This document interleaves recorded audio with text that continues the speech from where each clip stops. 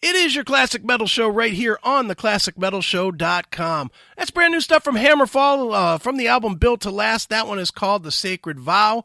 And on the line right now, we've got the guitarist of Hammerfall and the originator of the band. We've got Oscar from Hammerfall. Not just because you're on the phone, but because I'm a huge, huge fan of the band. You know, this record is, it's what Hammerfall's known for, but it picks up in a lot of different ways, you know, with some slightly different stuff in it. You know, it's very cool. Yeah, we're really, really satisfied with how this album turned out. It's just one of those, you know, you can always work and work and work, but in the end, you never really know until you're actually done with everything. Then that's when you know exactly what happened. And I think we all were very, very surprised and happy as hell with how this turned out. Certainly. Well, you know, at this point, Oscar, Hammerfall has become one of the most consistent bands out there today. You know, I mean, it's not like, other than when you guys threw us the, you know, the curveball with the different artwork, you know what you're getting with Hammerfall, you know, and I mean, there's certainly changes that come across, and some songs are more heavy than others, and some records are heavier or lighter than others. But it's not like you pick up a record that says Hammerfall on it and you get something that sounds like Disturbed. You know what I mean? Yeah, no, exactly, and I think that's the way it should be. I mean, I would be mad as hell if let's say Manowar or, you know, Judas Priest or any of my favorite bands change course like that. It would mean something, that something was wrong. Usually, generally, I think the way I look at it is Hammerfall.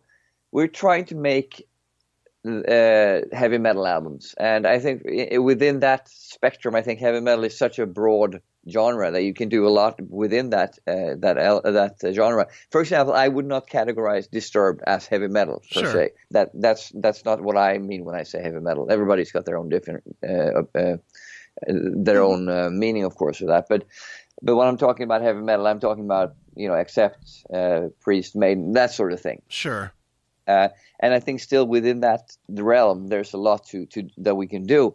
So what we're trying to do is basically trying to create a new dish with the same recipe every time. You know what I mean? Mm-hmm. Like, we have the same ingredients, but we're trying to create something that tastes unique.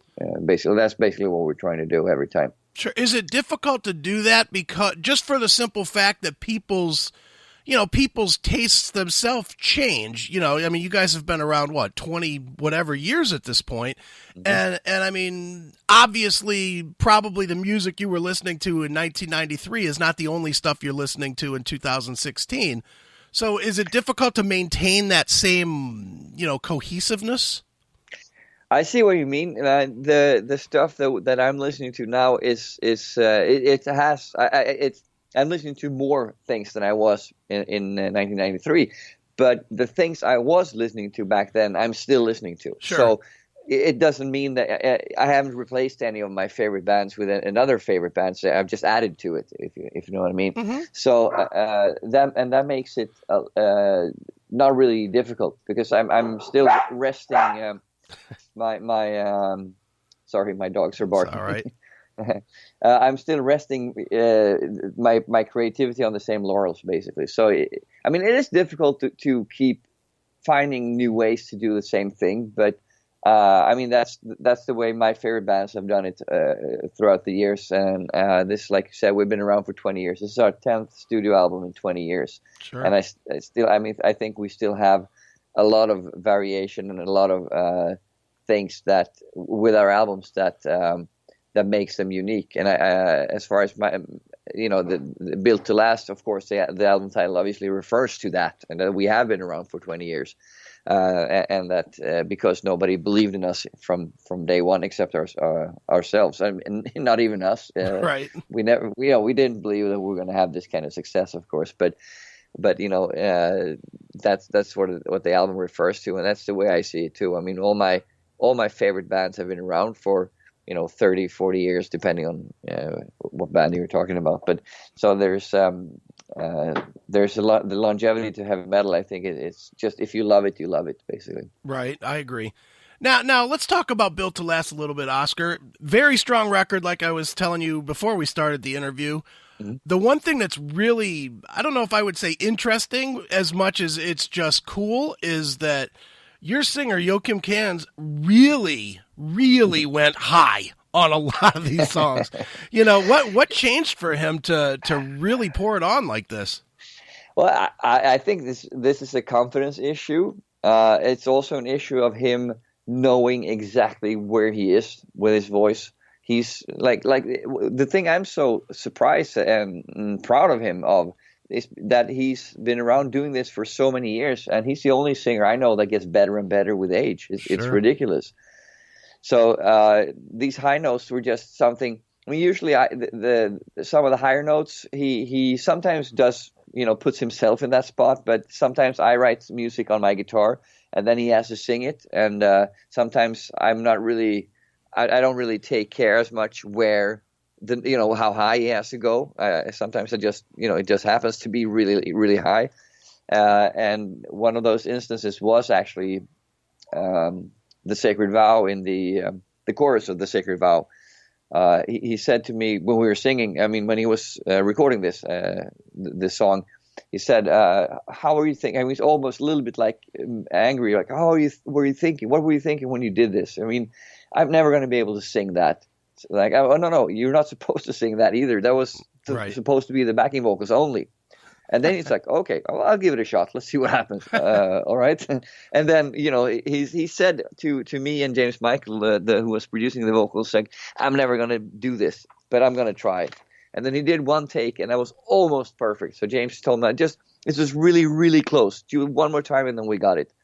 So he did, and then boom, that's it. So that's something I don't think even he thought that he could go that high. Sure. You brought up James Michael. Let's talk about him for a second. You brought him in to, and it's not the first time, I don't believe, but you brought him in to work specifically on vocals, and I think that's it. What is it that he brings to the vocal to the vocals that you didn't feel the other producers or mixers or whatever were bringing? Well, this is strictly a case of getting Joachim to be comfortable with who he's working with. We asked James Michael to record Infected for us, and he was producing that album, but we did record most of the instrumental stuff in Gothenburg before we went over to Nashville, where he was located at that point in time, to finish everything, and he did the mix, of course. But for Revolution, which was the next album afterwards, we had a little bit of a break. We had a lot of time to think. We had a lot of time to think how we wanted to change things up to make it an even better album. So we decided to work with Fredrik Nordström from Studio Fredman again. Sure. And so Revolution and Built to Last were recorded almost exactly the same way in exactly the same places. So we did the drums and the bass and the guitar here in my studio, Castle Black Studios, and then we went to LA to work with James. And that's, of course, is a big that costs money. Like, sure. A lot of the budget for the recording went to going to LA to work with James. But like you alluded to earlier, I mean, the result is just so much worth it. It's definitely worth it to get Joachim to be comfortable, because he wants to work with James, because he knows that James knows both sides of the story, so to speak. He's a singer, and he's also a producer. So it's been, he knows how to get Joachim to perform to his very best. Sure. And just, I think it has to do with trust too. Because if I know that Joachim trusts James, when he says, can you do it this way? Joachim doesn't immediately say, why? He says, okay, I'll do it. I'll try it your way. Because he knows that James is only, James knows us. James knows what we want to get out of it, and he knows how to get to make Joachim be able. I mean, Joachim obviously performs, but he performs so much better with James. Sure. Now, do you get any pushback from Fredrik? Because obviously he's a very well-known and very accomplished producer in his own right. Absolutely not. I think Fredrik was just really, really happy that we asked him to work on this again, because he's always been we did the first two albums with him back in the 90s already. Sure. And when it came time to do the third album, we decided to work with Michael Wagner out of Nashville, again for some weird reason. But so I think Fredrik was a little bit disappointed that he didn't get to do a third album with Hammerfall. Okay. So now we gave him the opportunity to do this, and I think this, we have Pontus in the band now. He's a producer in his own right, so he knows how to set up the mics and he knows Pro Tools really well and all that stuff. So for us, the working relationship we got with Fredrik now is so good because we need him for the drums, we need him for the mix. Sure. We need him to set the sounds and everything together with us, to make sure the guitar sound is great and all that. But we don't really need him on a day-to-day basis. So he's more like a consultant throughout that recording, like when we record the guitars and the bass. He comes in every once in a while just to check on us and hang out and just see how things are progressing. But and he was of course involved a little bit. When he's there, he's doing some stuff. But sure. He's not there on a day-to-day basis, so we need him for the mix more than anything. I think that's. I mean, he's great at what he's doing. Like you said, he's a world-class producer, but I think his real strength is in the mix. How he gets all the instruments to sound so like they're actually working together, sure. And it's a lot of room, a lot of air in the mix. I remember when James, because this time. We did the vocals in LA with James, and right after, or rather during the vocal recordings, as soon as the song was done, we sent it back home to Fredrik because he was starting to mix it because we had a deadline, so we had to start mixing before we were even done with the vocals. So after a couple of days, I told James, we got this. Fredrik sent me this like a really rough test mix of the first song to see if this is the direction we want to go in.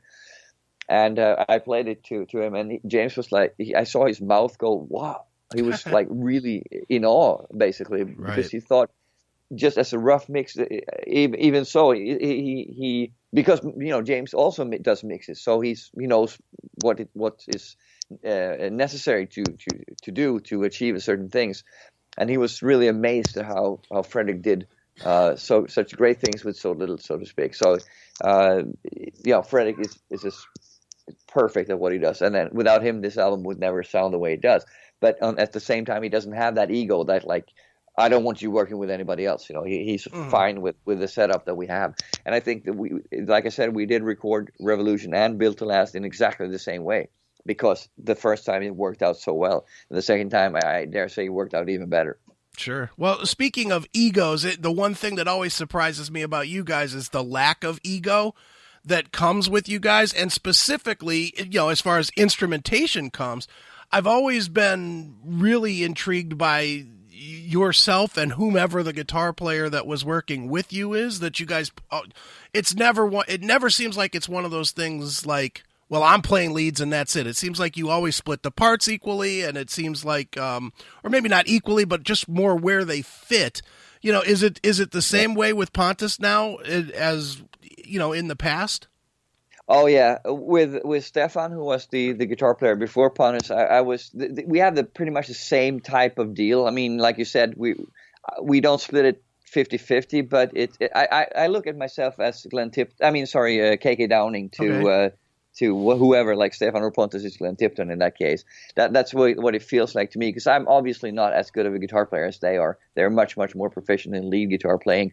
But at the same time, I want that dual guitar sound, the twin guitar sound. That's what I grew up with. That's what I want Hammerfall to be. So I try to do my part in the solos as well. And I love playing with Stefan, but with Pontus, it's a totally different attitude for me. He's taught me a lot of things, and he's also, I feel very comfortable playing guitar with Pontus. I never feel like he's judging me, because I know that I'm not his as good as he is. But for him, it doesn't matter. He doesn't care about these things, and I feel this. So that makes me dare to play better, and that helps me a lot to be more relaxed when I play, which of course makes my playing better in the end. Sure. So I really, really love playing with Pontus on every level. Excellent. Now, Oscar, when you guys started out, there was a lot of bands, similar bands, the power metal bands that were that obviously were in place before. You're more or less your hero bands, your Judas Priest and what have you. And then there was a big influx of newer bands that came out, all kind of at that same time. Most of those bands have gone away. I mean, there's a few that have found their way, but really, unless I'm missing something greatly, the two mainstays that really stayed and have found success are you guys and Primal Fear. What do you think it is about Hammerfall that has allowed you guys to stay and continually have success that the other bands, that were trying to do a similar thing just were not able to capture?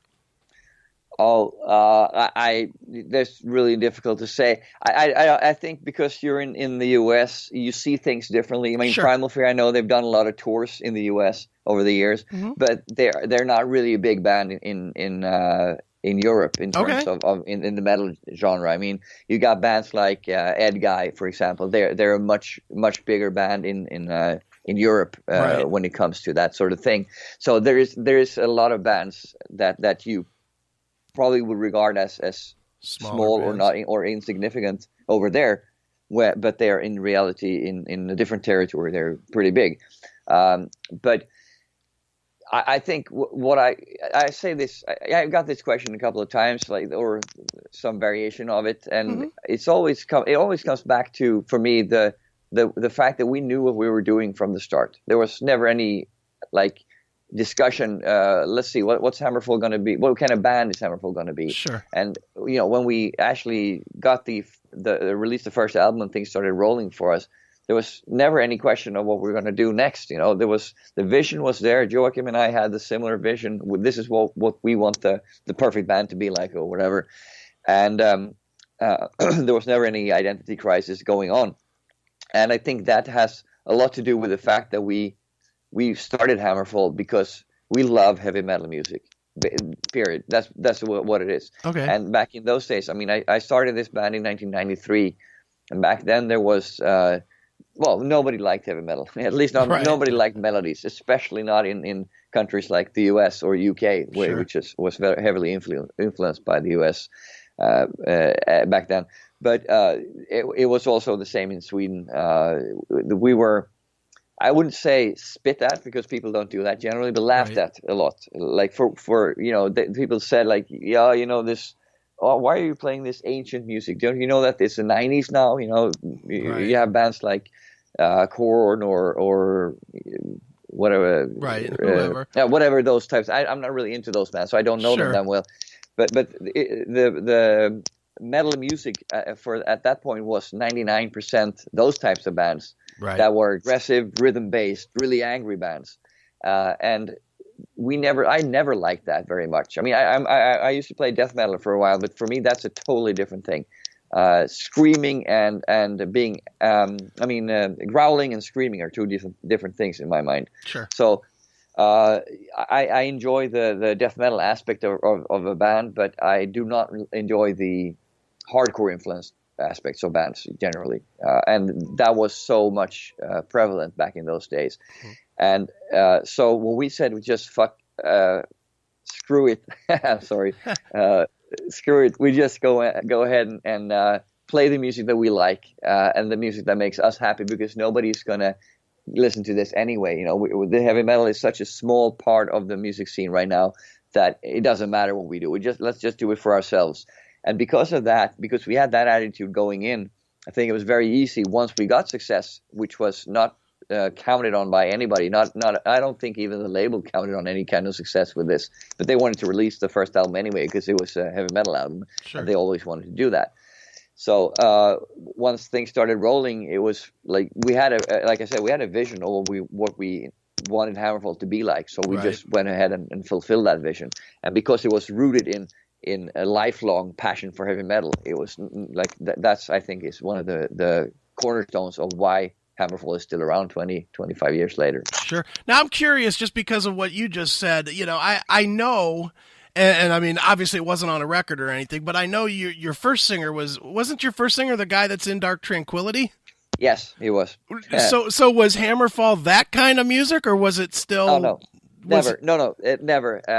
Let's see. The thing is, I grew up in the Gothenburg sound kind of thing. Dark Tranquillity, In Flames, At the Gates, those types of bands. We were all hanging out together. So I was also playing death metal at that time. Sure. But then in this band, I was called Ceremonial Oath. We had a disagreement, so I just decided to leave. And when I quit this band, I felt like what I really want to do is heavy metal. So I put together a heavy metal band called Hammerfall. From the beginning already, I had Steal Me Steals written. I had the attitude, the idea. Everything was just like, this is what we're going to do. Right.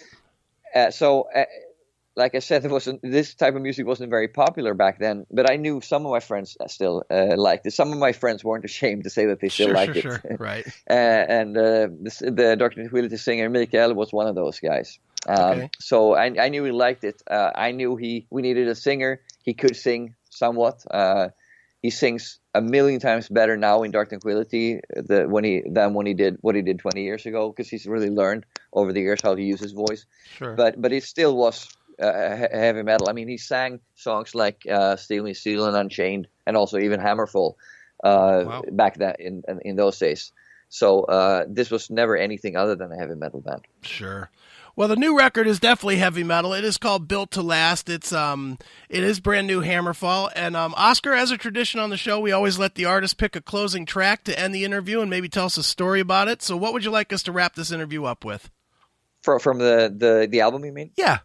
All right. Then I would like you to play the title track, because that was the first song that I wrote for this album. It wasn't the first song completed, but the first song I completed, like my parts of it. This was about 2 years ago. I just had my first child. Actually, at the more or less a couple of days after Revolution was released, we got our first child. So the next couple of months after that, we didn't do anything with Hammerfall, and so I was able to focus on that stuff, which was great, obviously. Sure. But you know how it is. Do you have any children? I do. I have 3 grown. Right. Okay. So you know how every music, every kind of melody you hear back then when they're young, it's always some baby nursery rhyme right, or whatever, sure. some shit like that.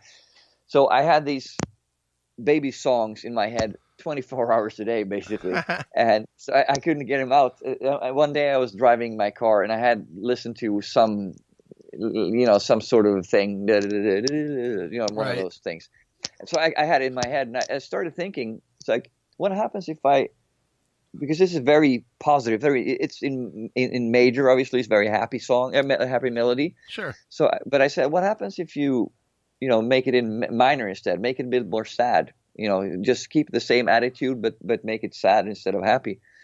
So my brain started working on that, and when I reached my destination, I had the entire chorus of Built to Last finished already. So when I came back, I just wrote the song. I went really quickly, actually, because it was such a it was like you know how it is when you unplug the tub. Oh yeah. Like, everything just came out. That's what it was for it, because I had a great idea, and it just easy to make. So basically, Built to Last is based on a nursery rhyme. All right, well, let's check it out right now. It is Hammerfall with Built to Last right here on your Classic Metal Show.